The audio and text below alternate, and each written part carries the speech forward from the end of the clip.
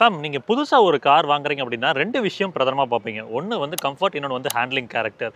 இந்த கம்ஃபோர்ட்ட and handling கேரக்டர balance பண்றதுக்கு ரொம்பவே பிரதானமா இருக்கக்கூடியது நம்ம காரோட சஸ்பென்ஷன். சஸ்பென்ஷன்ல ஒரு விஷயம் இருக்குங்க. கம்ஃபோர்ட் ஓரியன்டடா குடுத்தா ஹேண்ட்லிங் கேரக்டர் மிஸ் ஆகும். ஹேண்ட்லிங் ஓரியன்டடா குடுத்தா கம்ஃபோர்ட் மிஸ் ஆகும். அப்ப இந்த கம்ஃபோர்ட் அண்ட் ஹேண்ட்லிங்க 2யுமே பேலன்ஸ் பண்ற மாரி ஒரு சிஸ்டம் இருக்கு. ஃப்ரீக்வென்சி செலக்டிவ் டேம்பிங் அப்படின்னு சொல்லுவாங்க. அது மஹிந்திரா அண்ட் டாடா கார்ஸ் நிறைய பயன்படுத்துறாங்க. இந்த கம்ஃபோர்ட் அண்ட் ஹேண்ட்லிங் கேரக்டர ரோட பொறுத்து அடாப்ட் ஆகுற மாதிரி டேம்பரை காலிப்ரேட் பண்ணிட்டோம்னா, நீங்க ஹை ஸ்பீட்ஸ்ல போகும்போது ஸ்டிஃபா இருந்து டிரைவிங் டைனமிக்ஸை என்ஹான்ஸ் பண்ணி கொடுக்கும். அதே நீங்க லோ ஸ்பீட்ஸ்ல டிராவல் பண்ணும்போது பாத் ஹவுஸ்ல போறீங்க இல்ல ஆஃப் ரோட் பிட்ல போறீங்க அப்படின்னா ரொம்ப போட்டு உலுக்கி எடுக்காம உங்களை ஒரு கம்ஃபோர்ட் ஜோன்ல வச்சுக்க முடியும். இங்க அதற்கு தேவை ஃப்ரீக்வென்சி செலக்டிவ் டேம்பிங் அப்படின்ற தொழில்நுட்பம்.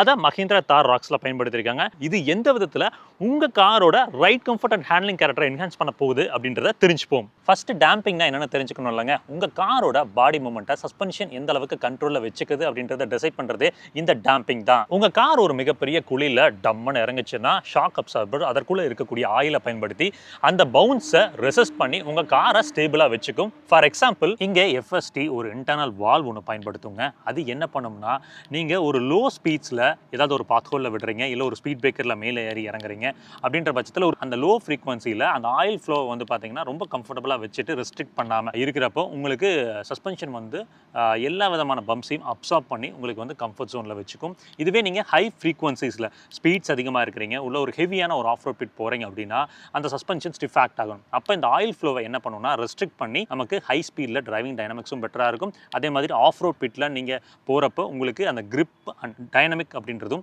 சிறந்து இருக்கும். ஸோ இந்த மாதிரி லைஃப் ஸ்டைல் எஸ்யூவிஸில் கம்ஃபர்ட் அண்ட் ஹேண்ட்லிங் கேரக்டரை பேலன்ஸ் பண்ணுறதுங்கிறது ஒரு டஃபஸ்ட் ஜாப். அதை எஃப்எஸ்டியை பயன்படுத்தி மஹிந்திரா நிறுவனம் செஞ்சுருக்காங்க. எந்த ரோட்டில் ட்ராவல் பண்ணுறோமோ அந்த டெரைனை பொறுத்து அந்த சஸ்பென்ஷன் அப்படின்றது அடாப்ட் ஆகி அந்த ஃப்ரீக்வன்சியை மேட்ச் பண்ணி உங்களை கம்ஃபர்டபுளாகவும் வச்சுக்கும். அதே டைம் வந்து பார்த்தீங்கன்னா அந்த ஹேண்ட்லிங் கேரக்டரும் பாதிக்கப்படாது. இந்த தொழில்நுட்பத்தை பற்றி நீங்கள் என்ன நினைக்கிறீங்க அப்படின்றத கமெண்ட்டில் மென்ஷன் பண்ணுங்கள். நெக்ஸ்ட் வீடியோவில் சந்திக்கலாம்.